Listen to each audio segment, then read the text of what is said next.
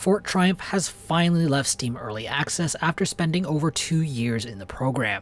The game bills itself as a mix of Heroes of Might and Magic's open-world exploration and XCOM's turn-based strategy. Fort Triumph offers a decent-sized campaign following 4 heroes on their epic adventure. The story is filled with a lovable cast of oddballs, the dialogue is well written with a good bit of wit. The humor mostly parodies the fantasy genre with a few smart jabs at modern society and some absurd humor for good measure. Fort Triumph offers a full campaign and a skirmish mode. Separate skirmish modes are available for single-player and local co-op. The campaign is composed of multiple skirmish maps with special combat events. Each skirmish map serves as a single act in the story. While the story follows 4 heroes, players can have multiple parties of up to 5 heroes each. The game is split into 2 main phases, the overworld and combat. The overworld is modeled after Heroes of Might and Magic, where each player takes turns moving their parties around the map. Each player is based out of a fort. The fort is where players will buy upgrades for both their kingdom and their entire roster of heroes. Forts can be taken over by opposing parties of heroes, so players do need to protect their base by stashing a few heroes in reserve. Scattered around the map are treasure guarded by enemies, random events, forts, and resource generation nodes. One day is represented by 1 turn, and players are limited to a certain number of steps per turn. At the end of the week, the monsters grow in strength. The system works well for the most part, except for a small number of wasted steps a party will take if they interact with an enemy battle event but later decide to back out. Fort Triumph is light on stats and equipment. The only choice a player can make when a character levels up is to choose from a random selection of 3 skills or upgrade existing ones. Artifacts offer a decent stat bump but are rarely found. Heroes are only able to equip 1 artifact or 1 consumable item at the start, but additional slots can be purchased at the local fort. Combat is turn-based strategy in the spirit of XCOM. Fort Triumph emphasizes both direct damage and environmental damage.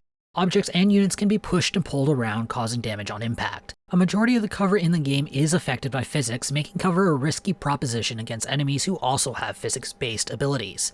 The difficulty is slightly higher than average, as characters tend to be squishy. Additionally, death is permanent, so losing a hero can be devastating. The game is more forgiving when it comes to permadeath, as patient players willing to replay a mission can restart the mission or load an autosave. I found the gameplay to be enjoyable. The developers have hit just the right spot in terms of difficulty that emphasizes strategy without being unnecessarily punishing. There is a decent amount of variety in the enemy composition that will make players adjust their tactics constantly to survive. The level up system is done well, as certain skills are rare and characters can sometimes learn a skill from another class. When combined with the fact that there are only 3 randomly selected skills offered for each level up, the 4 classes in the game do not feel limiting at all. The campaign does feel a little tacked on to the skirmish mode mechanically speaking, since each act is just a new skirmish, but it is an enjoyable way to see all the content in a cohesive manner. The controls are decent for the most part. The game can be played entirely with the mouse, though keyboard controls for camera movements makes things easier.